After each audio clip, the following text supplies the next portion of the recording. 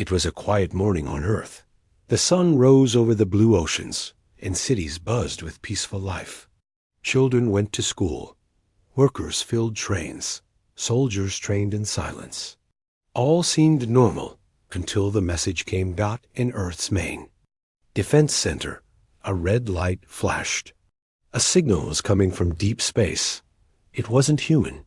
It wasn't friendly. It was desperate.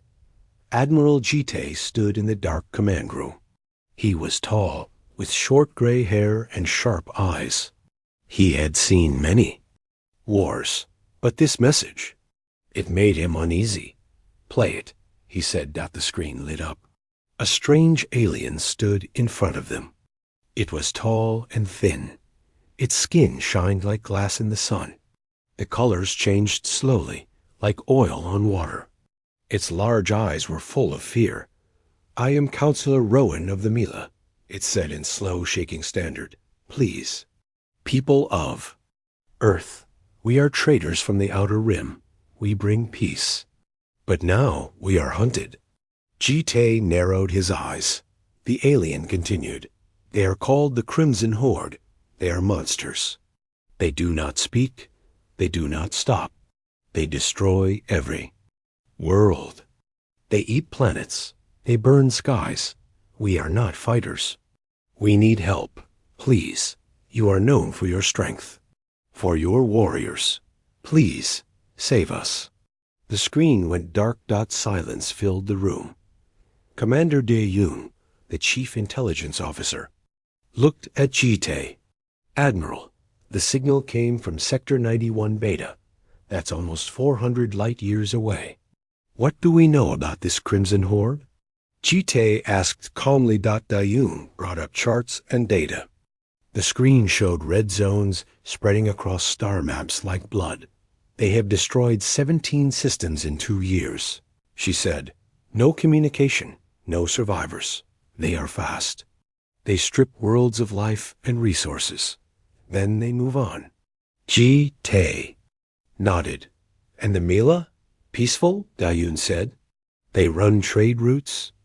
No military ships. No defense systems. They've lost 3 of their 5 main planets. They have nowhere left to go." Ji-tae looked at the stars on the map. The Mila were far away. Helping them would not be easy. But something about their eyes, their fear, it felt real. Earth had seen too many wars. Humans had fought each other for food, land, water, even pride. They had burned their own skies once. But that pain made them strong. In the cold of space, humanity had become something new, something dangerous. "Prepare the Third Fleet," Ji-tae said. "Full deployment." A junior officer gasped.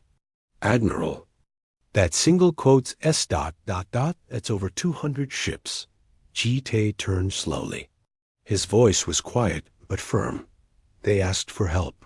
We will give it." 3 weeks later, in the Mila home system, space ripped open. The Mila gathered on their largest ship, the Crystal Song. Their leaders stood together, looking at the stars. And then Earth's fleet arrived. One by one, human warships appeared. From hyperspace, giant dreadnoughts, fast destroyers, carriers full of fighter squadrons. They were black and gray, built for war. They did not shine. They swallowed the light. Counselor Rowan stood frozen. He had hoped for help, but not this. He had expected maybe 10 ships, maybe 20. Not this. Armada. Human ships filled the sky. The Mila saw hundreds of ships forming battle lines like a deadly wall. It was like watching a metal storm. Row and called the lead ship. Admiral Ji-tae's face appeared on the screen, calm, unreadable, and hard like a stone. "Earth." Rowan said, "We thank you for coming, but surely this force is too large? This is not a war between great empires. It is only a defense against pirates, yes?" Ji-tae did not smile. "You asked Earth for help," he said. "This is how we help." 2 days passed. Then came the enemy. The Crimson Horde arrived like a nightmare. Their ships were alive. They pulsed with glowing lights and moved like beasts through space, tentacles dragged behind them. Their hulls looked like bones and scales. Their leader, a giant creature named Speaker Grok, sent a message to the system. His voice was low and rough, like rocks grinding together. "New prey," Grok said. "We smell your fear. You will scream like the others. Your bodies will feed our spawn." Admiral Ji-tae listened in silence. Then he replied with a short message. "You have 30 seconds to leave, or you die." Speaker Grok laughed, a horrible sound that made even Rowan shiver. "You are only humans," Grok said. "You will fall." Ji-tae didn't respond.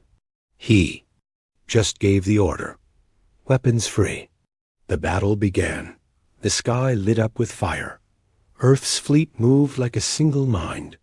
Each ship had a role. Dreadnoughts fired massive railguns from far away. Their shots tore through the bioships of the Horde. Cruisers weaved between enemy lines, launching missiles and plasma bursts. Fighters dove into the swarm, cutting down enemy vessels with sharp, precise strikes.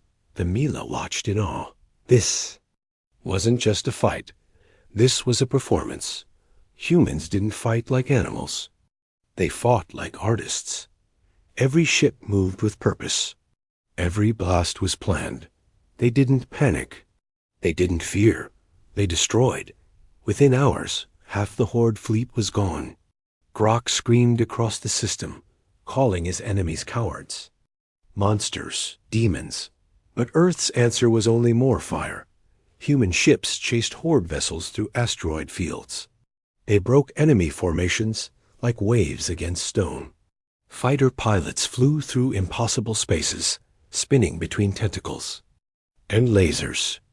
They fought not just with weapons, but with Will. Speaker. Grok's flagship tried to run Dot. It didn't make it. A single Earth cruiser caught up. It rammed through the side of the ship and exploded. Both ships were lost. But Grok was gone. The Mila stood in silence on their ship. Where once a deadly Horde fleet had floated, there was now only wreckage-glowing pieces of alien metal, drifting quietly in the void. Earth's ships stayed in formation, ready, waiting. "Counselor." Rowan contacted Admiral Ji-tae. "The Horde is destroyed," Rowan said. "How do we thank you?" Ji-tae's face was calm, as always. "No thanks needed," he said. "But understand this. We don't fight just to protect. We finish wars. Every last Horde ship in this sector will be hunted down. They chose the wrong enemy." Rowan looked at him, silent. He now understood. They had not called simple soldiers. They had called something else, something older, something more dangerous. They had called humans far from Earth. The galaxy watched the name of humanity spread, once more spoken in whispers and warnings. They were not conquerors. They were not saviors. They were monsters. But they were our monsters.